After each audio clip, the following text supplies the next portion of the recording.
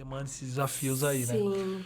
Mas antes de falar um pouquinho disso, eu queria que você falasse um pouquinho sobre ainda dentro da faculdade. Eu mesmo, eu tive esse privilégio de sair do colégio e ir para a faculdade de psicologia realmente me encontrar. Logo depois do ensino médio. Também tive essa bênção aí, né?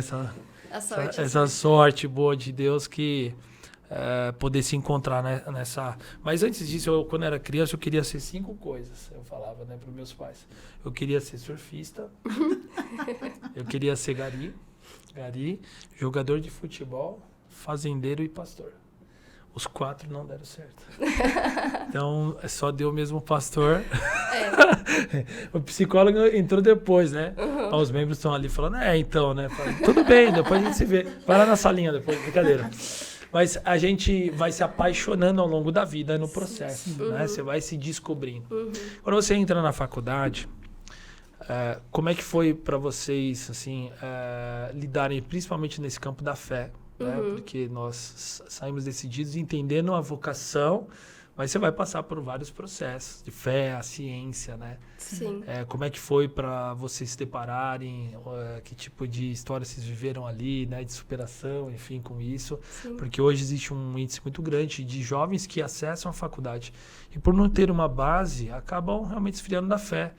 E hoje eu vejo quanto a ciência, na verdade, coopera com a fé. Sim, Se você olhar nessa ótica, certeza. ela coopera, porque se a ciência ela revela algo que é real, Deus ele ele sustenta tudo, mas mesmo assim a gente vê o quanto isso tem sido um desafio. Como que foi para você, Bia? E a Kelly fala também. Foi... Assim, no começo foi um desafio, porque eu cresci numa bolha, né? Eu me formei no colégio da comunidade também, frequentava a igreja, frequento ainda, mas eu cresci nessa bolha, né? Ouvindo sempre a palavra, ouvindo sempre os ensinamentos de todos os lados da minha família. E quando você vai para uma faculdade, por mais que a minha seja uma faculdade presbiteriana, não tem nada a ver, né? Porque isso não se aplica. Sim. É um outro mundo, sabe? É um outro... Outro ambiente, Um outro né, Bia? ambiente. Outro ambiente. É outro Exatamente, é um outro O ambiente. ambiente acadêmico é diferente do ambiente Nossa, Completamente. congregacional de domingo. Completamente. E ambiente escola. Assim, os professores não são igual professor de escola. Eles são... É outra pegada, Sim. sabe?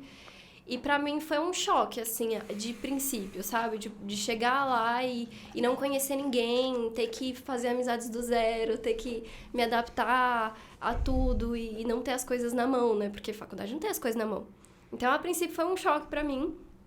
E eu sempre fui muito, assim, segura com relação à minha fé, sabe? E eu acho que foi isso que determinou que eu não perdesse, mas pelo contrário, que eu visse Deus em tudo que eu ouvia, sabe?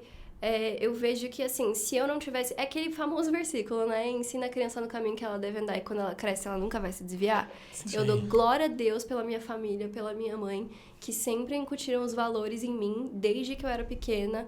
E eu pude ser a prova viva desse versículo, sabe? De que meus pais implantaram esse valor na minha vida, minha família sempre colocando esses valores na minha vida. E quando eu cheguei, por mais que fosse um ambiente afrontoso, sabe? Com relação à nossa fé, porque psicologia, eu falo que é um curso que abre muito a nossa mente, né?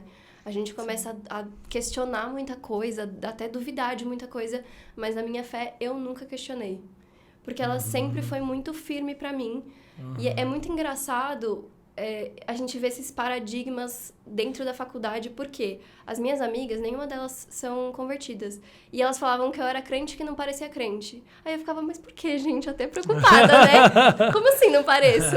E aí eles falavam, não, mas é porque você tem tatuagem, você tem cabelo... Na época eu tinha o cabelo curtinho, cabelo curto, você se veste diferente, você é uma pessoa normal. E as pessoas, elas têm uma visão... um paradigma Exato, de crente, de ver aquele... Exato, Que estereótipo de crente que usa saião, sabe? Aham. Cabelão comprido. E eu quebro isso, eu não sigo. Porque eu acho que a fé, ela vai além das aparências, né? Sim. A aparência é a religiosidade, a nossa fé é outra coisa, é no profundo. relacionamento. É o relacionamento.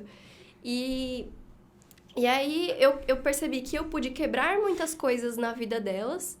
E elas também, por mais que não sejam convertidas, também quebraram muitas coisas em mim, sabe? Porque eu tinha esse medo de, tipo, putz, eu vou ser muito rechaçada, as pessoas vão me atacar, nossa, vão me excluir, não vão querer me receber porque eu sou crente, porque já tem todo aquele estereótipo de crente, né?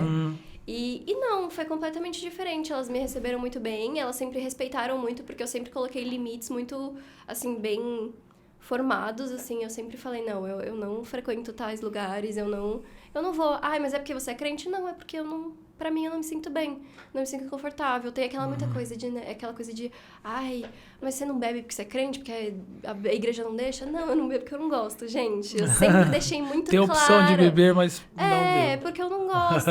Ai, você não vai em festa porque a igreja não deixa? Não, porque eu não me sinto confortável nesse ambiente. Eu acho que não tem nada a acrescentar na minha vida.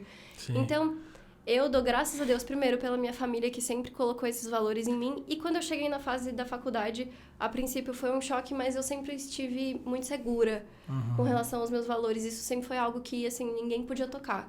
Entendi. E eu...